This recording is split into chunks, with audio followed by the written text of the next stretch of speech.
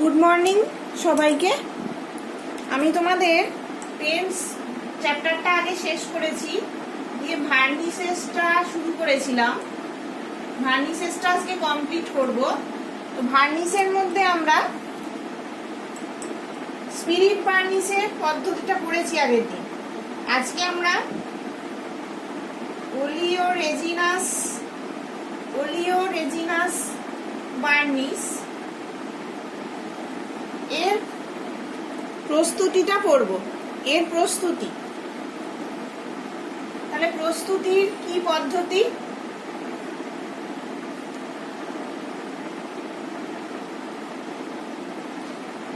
না, এই বার্নিশটা ড্রায়ার এবং থিনার সমন্বিত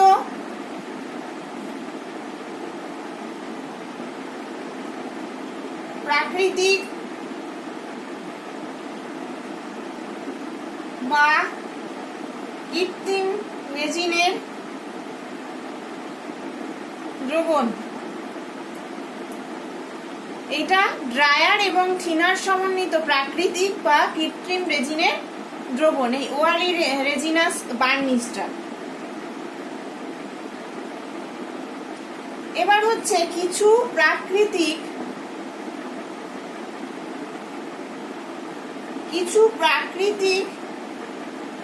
রেজিন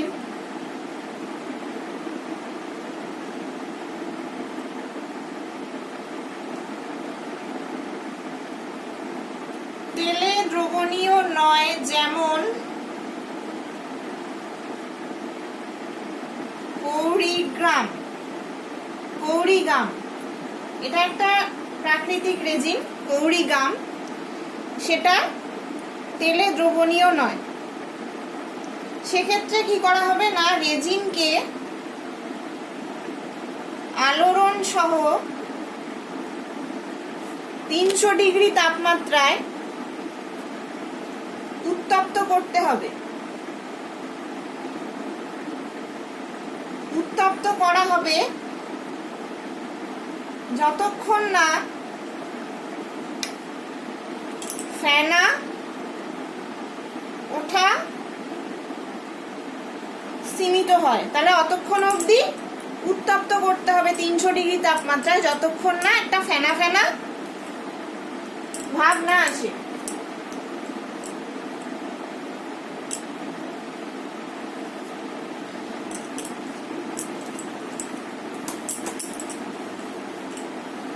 এবারে ফেনা ভাব চলে এলে কি হয় না, রেজিনের ডিপলিমারাইজেশন হয়।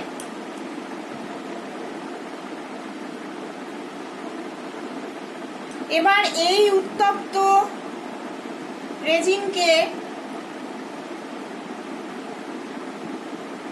প্রাক তপ্ত, মানে আগে থেকে তপ্ত ড্রাইং অয়েলের সঙ্গে মেশানো হয় এবং 200 ডিগ্রিতে ঠান্ডা করা হয়।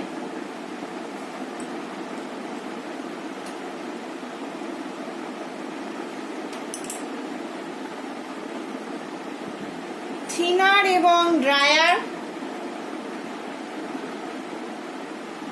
মেশানো হয়।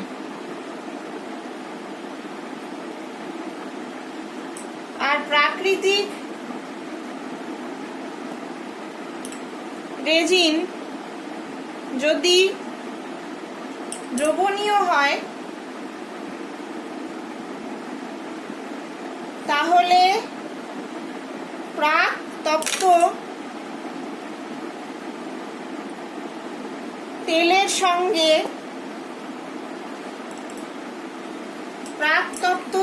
সঙ্গে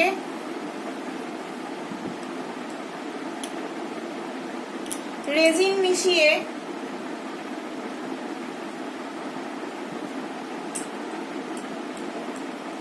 300 ডিগ্রিতে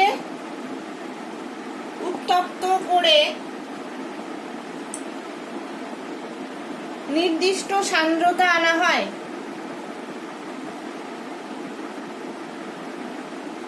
তাহলে বোঝা গেল নিশ্চয়ই কিভাবে তৈরি করা হয়।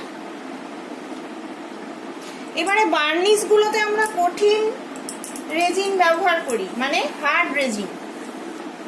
সেটা কেন, তার কারণগুলো আমরা এখানে আলোচনা করব। তাহলে দু রকম রেজিনের প্রস্তুতির পদ্ধতি আমরা শিখলাম, একটা স্পিরিট বার্নিশ পদ্ধতি, একটা ওলিওরেজিনাস বার্নিশ পদ্ধতি। তাহলে এখন আমরা পড়ব বার্নিশে কঠিন রেজিন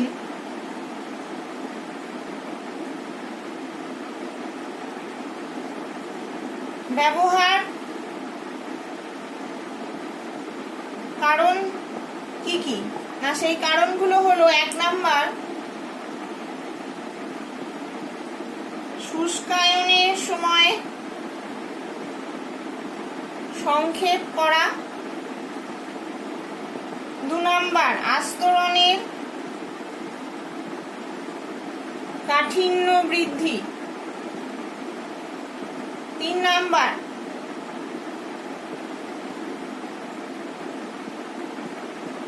ঔজ্জ্বল্য বৃদ্ধি।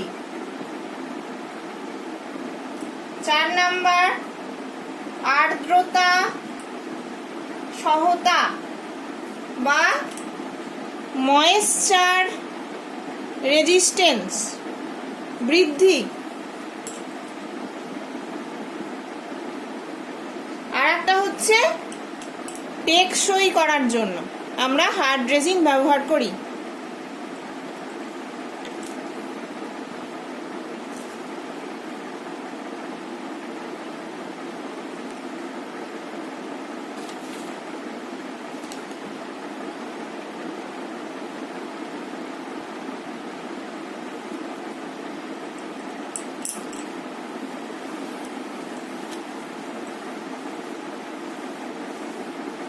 এবারে ওলিওরেজিনাস বার্নিশ প্রস্তুতি একটা ফ্লো চার্ট আমরা করব।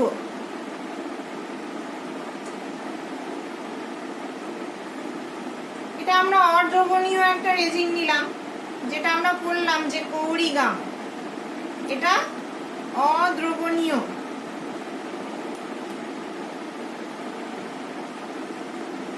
এরপর কি করব না, আলোড়ন সহ তপ্ত করব।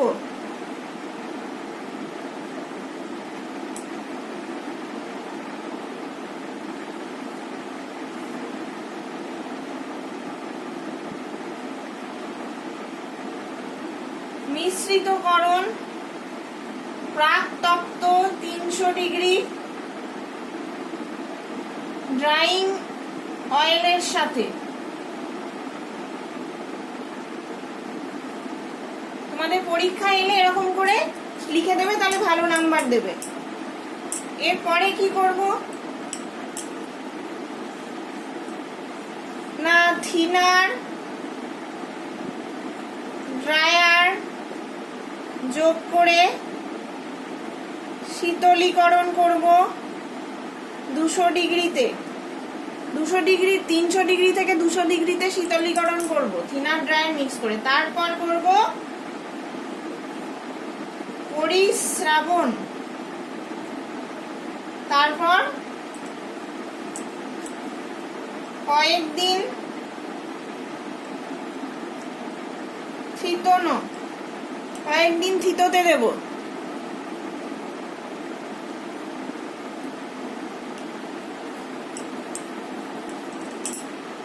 তারপর কয়েকদিন থিতনোর পর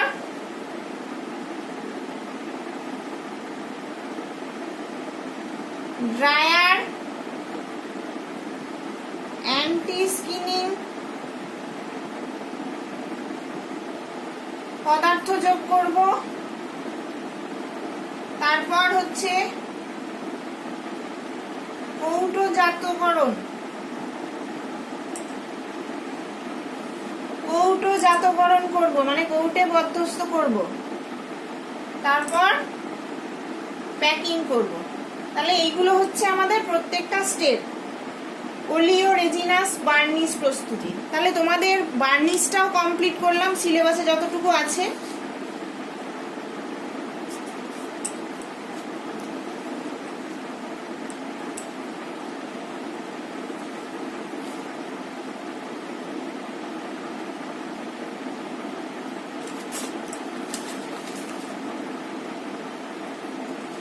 এবারে আমরা পড়ব বার্নিশের উপাদানগুলো কি কি।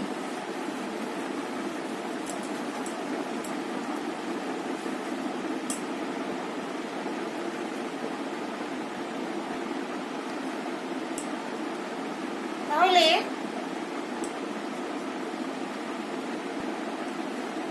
বার্নিশের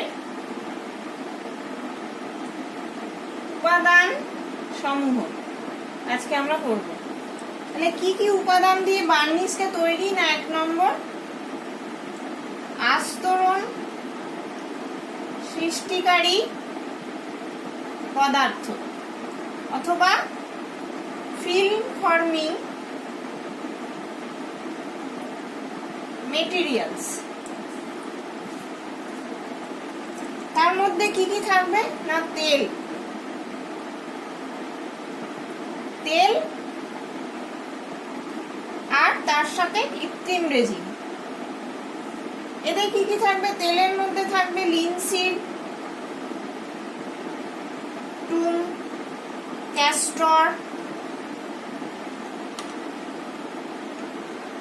রেজিন কি কি থাকবে, ফেনল, অ্যালডিহাইড,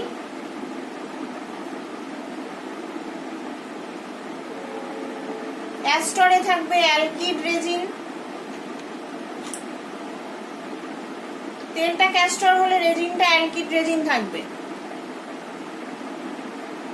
লিনসিড হলে ফেনল অ্যালডিহাইড থাকবে।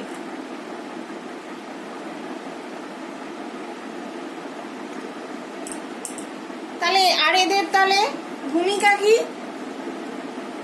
আস্তরণ সৃষ্টিকারী পদার্থ এর ভূমিকা কি,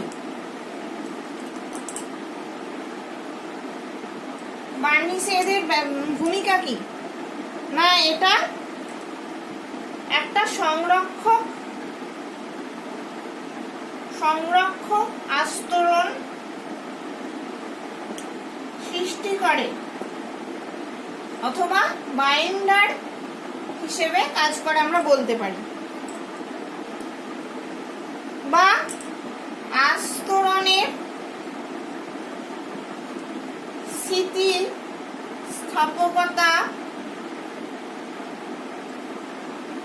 এবং শক্তি বৃদ্ধি করে। এগুলো হচ্ছে আস্তরণ সৃষ্টিকারী পদার্থ বা ফিল্ম ফর্মিং মেটেরিয়ালের ভূমিকা। 2 নম্বর আমরা কি উপাদান ব্যবহার করি, 2 নম্বর উপাদান হচ্ছে দ্রাবক এবং থিনার। তাদের এক্সাম্পল কি, টারপেন্টাইন,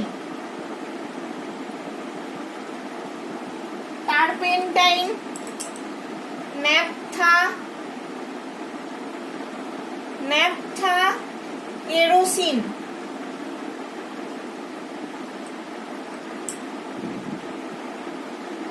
জাইলাইন, অ্যালকোহল।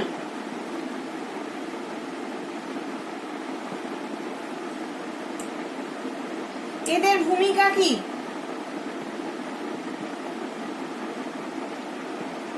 দ্রবণ প্রস্তুত এবং সান্দ্রতা নিয়ন্ত্রণ।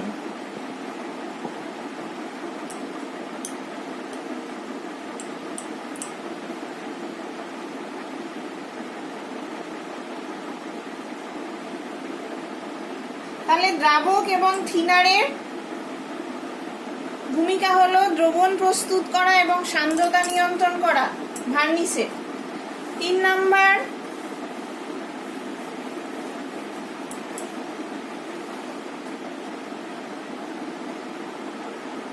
নাম্বার হচ্ছে ড্রায়ার।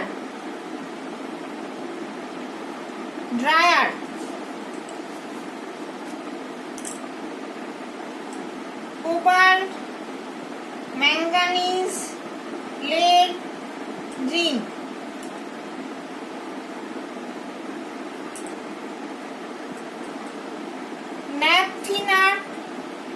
ন্যাপথিনেট সমূহ, এদের ন্যাপথিনেট, কোবাল্ট, ম্যাঙ্গানিজ, lead, zinc, এদের ন্যাপথিনেট গুলো ড্রায়ার হিসেবে কাজ করে। ন্যাপথিনেট, রেজিনেট এবং অক্টোয়েট। 4 নাম্বার অ্যান্টি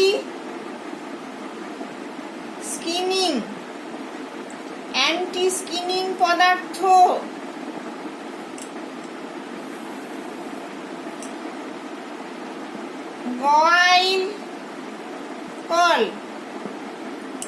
গয়কল, টি-অ্যামাইল ফেনল, এরা হচ্ছে অ্যান্টি স্কিনিং পদার্থ।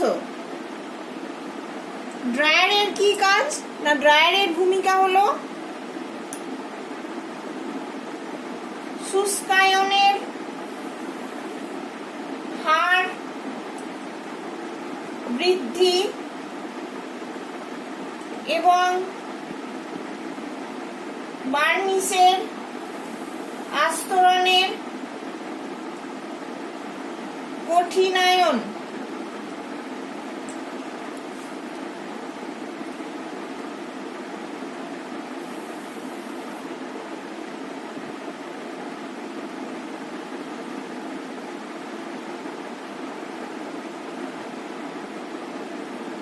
অ্যান্টি স্কিনিং পদার্থর কি ভূমিকা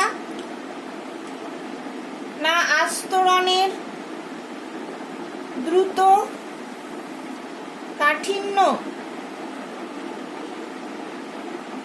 কাঠিন্য আনা। এটা একটা জাস্ট অ্যান্টি স্কিনিং পদার্থ হচ্ছে অনুঘটক হিসেবে কাজ করে। অনুঘটক এটা জাস্ট একটা ক্যাটালিস্ট হিসেবে কাজ করে। তাহলে আজকের মতো এইটুকুই থাক। তোমাদের পেন্ট অ্যান্ড ভার্নিসেস পার্টটা আমি করিয়ে দিলাম। এর পরের দিন অন্য চ্যাপ্টার শুরু করব।